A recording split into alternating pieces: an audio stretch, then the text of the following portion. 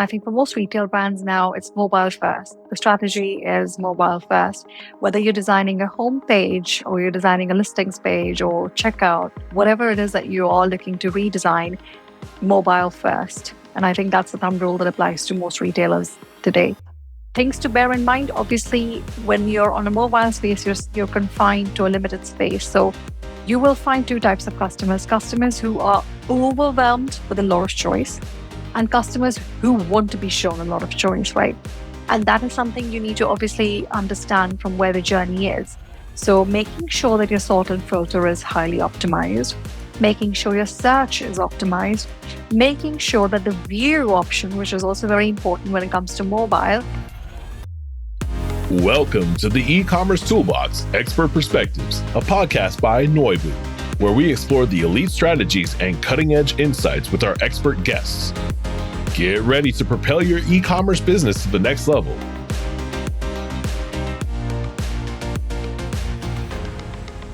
Welcome to the E-Commerce Toolbox Expert's Perspective. Joining us today, we have a conversion rate specialist in Pahul Ahluwalia. She's joining us all the way over from the UK. She's currently the director of e-commerce at Apricot Clothing. She has a very interesting and ton of experience in her background. So very excited to have her today. Welcome, Pahul. Hi, Kailin. Thank you very much. Thanks for having me. Awesome. Well, I always like to start off to learn a bit more about your experience. So obviously you have been working at multiple brands at the brand level. Saw that you're also an e-commerce consultant as well for a time period. So curious to learn a bit more about your history and how you ended up heading up e-commerce at such a cool brand. Yeah, thanks, Kailin. I've been within the e-commerce space for just under 12 years. I think e-commerce just happened to me, if I'll be honest. It wasn't the plan. It wasn't something I had planned when I was a kid. Although I always had a lot of keen interest in business as such or like entrepreneurial stuff, but not necessarily e-commerce, because I guess when we were young, e-commerce wasn't a thing or anyone had ever thought of.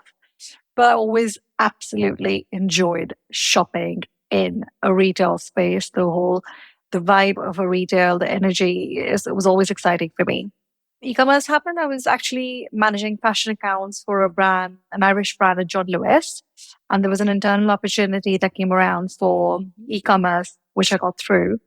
And that was the day. And I absolutely don't regret getting through because it's so exciting to be in e-commerce. The fact that you can make a change now and see the results come through in the next second, and then follow it through to see the sales coming through the following second. So it's all so fast-paced that it's thrilling to be here. So yes, I've had a few different stints within e-commerce, but it has given me a lot of exposure to the various areas that e-commerce contains, which from merchandising to user experience to analytics, trading and operations as such, because that is what I did when I was at Charles Stirrett. Now here at Apricot, I oversee all of e-com for Apricot, and it's a really exciting space to be. That's awesome. And like you mentioned, it's a relatively new career path for a lot of folks. Like it wasn't taught in school when I was in high school or even university. So I'm curious, what do you think one thing that you wish kind of more people knew about the field of work? As to your point, it's still relatively evolving. Even pre-COVID, teams weren't big, and now a lot of brands have a fairly large e-commerce team. So curious, what are your thoughts on that? For somebody who doesn't really understand what online trading is within the retail space, I think there's usually two schools of thought. You'd hear people say that e-commerce is that what Amazon does. So, Amazon's obviously set a benchmark out there for people to know that you look up an item, you find it, you order it, it arrives next day. Even my 5-year-old understands that concept really well now. And then there are people who kind of see e-commerce as a set of images and people look at it and shop. And I don't think anyone, laymen or like people who don't kind of get what e-commerce, how powerful the tool is, don't understand that there's a whole journey involved in setting up a product to actually selling it. There are so many steps in between. And I would really like people to know that it's not just photographing and uploading a product or creating a website that looks good. Because a lot of new business entrepreneurs, they would set up a business, they would set up a website. Everyone wants to set up a website now. Everyone wants to have some sort of online presence. But what is not thought through is how is that website going to function, how user friendly it is going to be, how to view that website from a customer perspective and not as a brand ego. Because a lot of time brands want to set up a website because they want to look good. So they want to put up their best campaign images. And I think the story starts and ends there for them. They would like to write about them, about us, and about us or the story section, or they would like to have all of these beautiful campaign images. But what they don't think through is how are we going to actually communicate the sale to the customer? Because this website is not just about your story or how you came about. This is more than that. You want to get a sale out of it. So I think for awareness purpose, I would like more and more people to know that online trading is way more than just having pretty images and content. I think that makes sense. And that's going to really dovetail nicely into my next question, which is obviously you've been in e-commerce, I'm not going to say since the inception, but you worked definitely in the pre-COVID days, right? So you've seen how it rapidly evolved from 5 years ago to now. What do you anticipate the next 5 to 10 years? How do you anticipate the field to actually evolve? And what role do you hope to actually play in that within your career? This has been so fast in the way it's evolved in the last few years. Obviously, pre-COVID, e-commerce was already an area where everyone had their eyes set on. Like everyone knew that's the space they want to go into. Come COVID, somehow that is all that every business can really do. So I think if you had something on the roadmap for the next 5 years, it was all moved into the next 2 years, and everything just started happening really, really fast for a lot of businesses. And Apricot being an example of that. So I think retailers did not really have a choice. They had to do what they had to do in the 5-year plan into 2 years. That was the only space they could use to sell. And given the turnaround time that we've seen during COVID, I think I can safely say the next 5 years can be squashed into the next 2 years, and you'll see a lot of changes come through. I think in the area of artificial intelligence, of course, that is what is being talked about everywhere. But more specifically around artificial intelligence, I think what we should know, I mean, also we need to understand when we say AI, it could mean multiple things on a website. It could mean your product descriptions, which is one of your main SEO contents, could be self-explanatory or could be written for you. AI could also mean your search is optimized on the site. AI could mean that your images that you currently spend so much on could just be a matter of a face, a model you select being pasted on the dress you're trying to sell. So it's multiple. It's a whole range of things. And I think the challenge, the boon that lies ahead of us is more around the fact of how we steer this to our advantage. Like, how will we use this to be able to not lose the human touch? Already being in the e-commerce space means you're selling through technology, you're using technology. We already face challenges where we're not able to have the customer feel the fabric. This I'm speaking from a fashion retail perspective. Of course, in technology, it could mean other things. You're not going to be able to touch and feel what your new phone looks like or what your new camera looks like. You can't necessarily translate that experience through technology, right? We already have that challenge on e-com. But despite that, we try and make sure that the product description is as good as making the other person kind of imagine all of that or like just be able to sell. And obviously, that's why you make all of the delivery and returns absolutely amazing because you want them to be able to order it, see it at home at their convenience. If they don't like it, then return it. So, we have found our ways around these challenges. And now with AI coming through, I think, yes, you may not need as many resources as you do today. But that said, you will still need to have enough human interference to make sure that it is steered in the correct direction or steered through the right place, because AI could be as destructive as constructive. It could just spoil the product description. It could be nowhere close to what it's meant to be. It could make the product look absolutely rubbish when it's not exactly that rubbish. So those are the challenges I think we're going to have to work with. And we will see that come through really, really quickly, quicker than we would like, actually. We are already seeing the tools that we use right now to optimize user journey. Those tools are already AI driven, whether that's product recommendations on your PDP or whether that's your mini basket, your mini cart showing you products relevant to what you've been searching for and so on. All of that is already AI driven. So I think you times that by 10 and you will see a lot of your admin related tasks done online will be driven by AI. I think you nailed it. There was a story in Canada not that long ago where Air Canada, our national airline, they were using AI chatbot and it made up a policy on a refund and they actually had to honor it. They're like, yeah, you can have a refund. And it actually created a policy. So I think you're bang on that. I think what I'm seeing too is obviously a big push in the market towards push to profitability for a lot of D2C brands.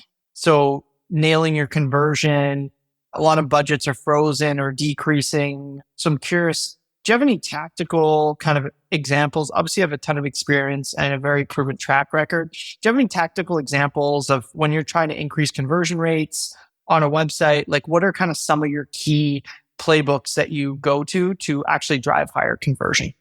As a user and also as a person on the other side who sets this up, I think it's absolutely important to make sure that the customer journey is as optimized as possible. And when I say that, I think what I'm trying to say is reduce the number of clicks, reduce the time in the decision making. You do not want them to spend more than 5 or 10 minutes deciding what they need to buy, because the more time you give them to think, the weaker the decision is going to be. You want them to convert. You want to give them what they're looking for. The system, the way you set up your website should be intelligent enough to show them exactly what they're looking for. If they are driven to a certain product descriptions page, which is not what they're looking for, make sure your recommendations are set up in such a way that they offer the customer everything related to their search history. So from the point that they land onto your website, which could be on a PLP, so on a listings page or on a product descriptions page, you want them to get to the next step of adding to bags fairly quickly. So if that means making sure that your product listings page also offers add to bag option for starters, to making sure that your product descriptions page, if that's where they have landed, the size guide is in their face. If they're a new customer, they haven't shopped from you before and you're trying to make an acquisition there, you want your size guide to be absolutely easy to navigate to. You want the add to bag option easy to navigate to. You want the delivery options to be easy to the customer to know, yeah, this can arrive within the next 3 business days. Your product descriptions page should just not let them have the need to navigate elsewhere on the website. Because when the customer has to go back and forth, you're losing the customer. The point is you want to drive them towards the checkout, making sure that that journey is as optimized as possible. When on PDP, make sure that your products that you're trying to upsell or sell along with this particular product are right there, available in the recommendations. Yeah, I think there's some of the things that you can do to optimize the journey. Again, in your mini cart, you just want to make the checkout a 2-step checkout. You shouldn't have, 2 steps is probably also a lot now. I think we're reaching a stage where you want the checkout to be a 1-page checkout. You don't want them to have to spend too much time in the checkout. Again, the more time you give them, the more time they have, they're going to probably change their mind or look elsewhere. You want to have them hooked. You want to have them there. You want to have them convert. Give them as many payment method options as possible. If you see that they're trying to navigate away from the website, have a pop-up that questions if they need any further assistance or support. And obviously, there'll be a chatbot operating on that. And then you put them through the right live customer service area if you can. But point being, you don't want them to navigate away. You want them to just lead to the steps where you need them to be and reduce the number of clicks and optimize this journey as much as possible. Makes sense. So it sounds like you're of the school of thought that the more clicks, the longer they wait, the more barriers you put between the time they land on the website and the confirmation page, effectively drop off will continue to grow. Absolutely.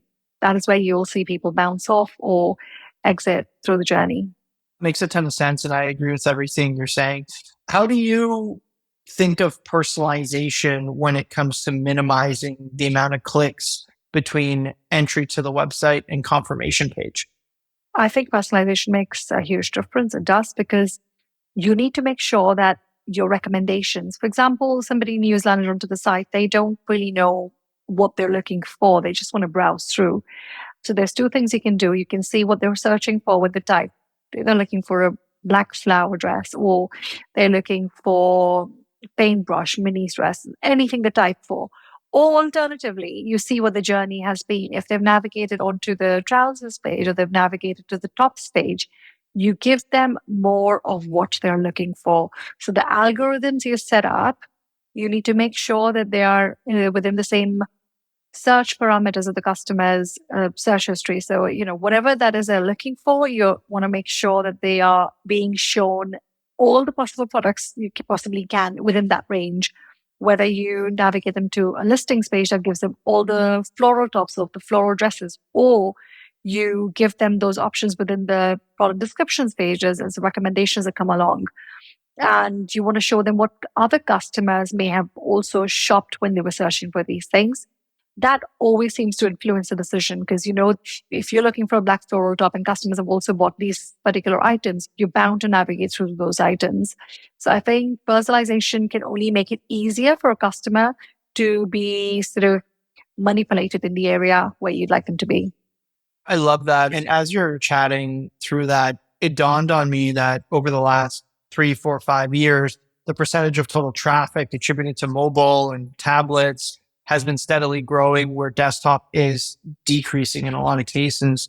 How are you looking at the importance of mobile optimization and mobile first design? Because in reality, a lot of those experiences look vastly different, right? If you're on your laptop or if you're on your actual phone, how do you think of that when you're kind of curating experiences for your brand? Well, for our brand specifically, and I think for most retail brands now, it's mobile first. The strategy is mobile first. Whether you're designing a homepage or you're designing a listings page or checkout, whatever it is that you are looking to redesign, mobile first. And I think that's the thumb rule that applies to most retailers today. Things to bear in mind, obviously, when you're on a mobile space, you're confined to a limited space. So you will find two types of customers who are overwhelmed with a lot of choice and customers who want to be shown a lot of choice, right? And that is something you need to obviously understand from where the journey is. So making sure that your sort and filter is highly optimized, making sure your search is optimized, making sure that the view option, which is also very important when it comes to mobile, they have the option to view as little as one product per row and to as many as 5 products a row, which obviously is very confined in a mobile space. But you will find that a lot of customers who are in a rush to buy something or just want to have a quick browse through to see whether the brand contains what they're looking for, they would put the view to 5 to see 5 products in one row and to get to the end of the listings page in less than 3 seconds. Whereas there are people who'd rather see one product per row because they want to be able to really see the detail of what they're seeing, or they enjoy that sort of experience more. So you've got to cater that to based on what the customer wants, and you want to give them that option. You want to view one product a row, you want to view 5 products per row. This also goes back to seeing what is the brand. If, for example, if it's a high-end brand and they're not looking to sell multiples of something, they probably don't want to have the option to show 5 products in a row. They're happy to show 1 or 2 products, and then that's that. I guess it also boils down to what is that the brand would like to do. They want to sell less in the sense that they don't want customers to be navigating through 5 products at the same time, to actually focusing on one product and making sure that sells through. So yes, I think for Apricot as well as any other retailer out there, it's mobile first and making sure that you are giving your customer as many options as possible. Yeah, I think you've definitely nailed, mobile first, minimizing the steps, giving them the option, using the recommendations to ensure the smallest amount of clicks between the time they land to the time they check out. How big is pricing and promotion in that user journey? How do you look at that? Like really balancing between setting competitive prices to drive action today versus ensuring that you don't hurt the profitability and the margins, given that obviously you're in charge of the P&L for e-com. So if you just discounted everything by 90%, you drive sales, but at the same time, you hurt profitability. How are you thinking about that at the executive level? Sure. So I've had 2 extreme experiences. I've had an experience where promotions was everything, in the sense that whether you're trying to acquire a customer or you're trying to retain a customer, whether you're going into a cold market or you're going into a market which is an old market, you are promotions heavy. And that is your basis of converting anyone who comes to your site. I've had that sort of a retail experience where that is the strategy. So obviously this does boil down to what the retailer would like to do or use and the margins that they have, the elasticity they can offer. Where I am today at Apricot, and I love this. I love this about the space that I'm in Apricot, because for us at Apricot, the first price is the right price. We are not promotions heavy at all. We are not driving our customers to the website on the basis of a promotion. It sometimes sounds a bit ridiculous, but the maximum we would offer our customers is free delivery, because we, in the first place, haven't overcharged our customer. And we don't want a customer to be habituated to only shopping from us when there is a promotion. You don't want that to be the case, because there is a massive risk there. If you get them used to a discount 5 times in a month, you will only have them come visit you those 5 times of the month. Why should they be shopping from you outside of those 5 times? Because they know you are going to have a promotion. And the customer is no fool today. The customer is well aware of all the strategies that the e-com websites are applying. They try to navigate away from the website, or they leave things in their cart. They will get an email to say, hey, take another 10% off and get the items that you have in the basket. So I think those behaviors that we as retailers have started to exhibit to our customers have made them very confident shoppers, because now they think that they can manipulate us into giving them an offer. And I think here at Apricot, we've stood our ground. We don't keep massive margins to start with anyway. And we stick to what we offer. Unless we're in the end of season sale or we're selling during seasonal reductions, we don't discount, or we don't offer customers discounts randomly. Of course, when there is an acquisition or you're getting someone to sign up to your newsletter, you give them, as a goodwill gesture, you offer a discount. But that is that. There is no more beyond that. You don't want them to get used to it. You don't want to offer it to them when you can't. Because for the long term, you're going to lose. You're going to lose the charm of the brand, the prices they're selling at, because they will mean nothing to the customer. They will know that this price is going to come down or be slashed down by 20% if you left the website and there was an abandoned browser or abandoned cart email coming through to you. So I think a retailer must be protective of what they're offering. But like I said at the beginning, this can vary brand to brand. Every brand has their own strategy of how they want to acquire a new customer, and then they want to retain them, or how they want to reward them. So there isn't a specific right or wrong. And the price elasticity model really depends on what the brand can actually offer, has the room for. But Apricot as a brand is very protective of that area. And I think it really works for us. It's been doing well for us. We haven't had the need to do that. Not through COVID, not since COVID. We have 17 stores, and even after our stores have reopened, it's not like we have to drive discounts to get people to visit the website. And just sticking to the ground has made a difference. You will see that the customers will respect you for that. Cool. I love it. I think a lot of what you said is very much resonating, very much more and more true in 2024. As we look to wrap up today, Pahul, very curious if you have any parting words of advice. Obviously, you've had an incredibly successful career so far. We have a lot of folks that are looking to get into leadership roles and head up e-com and P&L. So curious if you have any kind of parting words of wisdom for anybody listening today. I think this is a very exciting space to be. So anyone who's considering a career in e-commerce, I think I would say a big yes. Go for it. I think it's very thrilling to be in e-commerce. The fact that you can actually trade, set up changes within seconds and see the results come through, like I said at the start of this conversation, I think that's absolutely thrilling. And to my fellow colleagues who are within this space already, I think the golden words will always be optimize, optimize, optimize as much as possible. Don't lose that sale. Don't lose that sale. Just get them to visit you, reduce the time of them having to think through it, and blah, there you go. You get a sale. Love it. Well, thanks again. We really appreciate your time. Thank you for having me. Thank you, Kailin. The Ecommerce Toolbox Expert Perspectives is brought to you by Noibu. To find out more about Noibu and how we can help you debug your e-commerce site and rocket your revenue, visit www.noibu.com. That's Noibu.com. And then make sure to search for the Ecommerce Toolbox Expert Perspectives on Apple Podcasts, Spotify, Google Podcasts, or anywhere else podcasts are found, and click subscribe so you don't miss out on any future episodes. On behalf of the team here at Noibu, thanks for listening.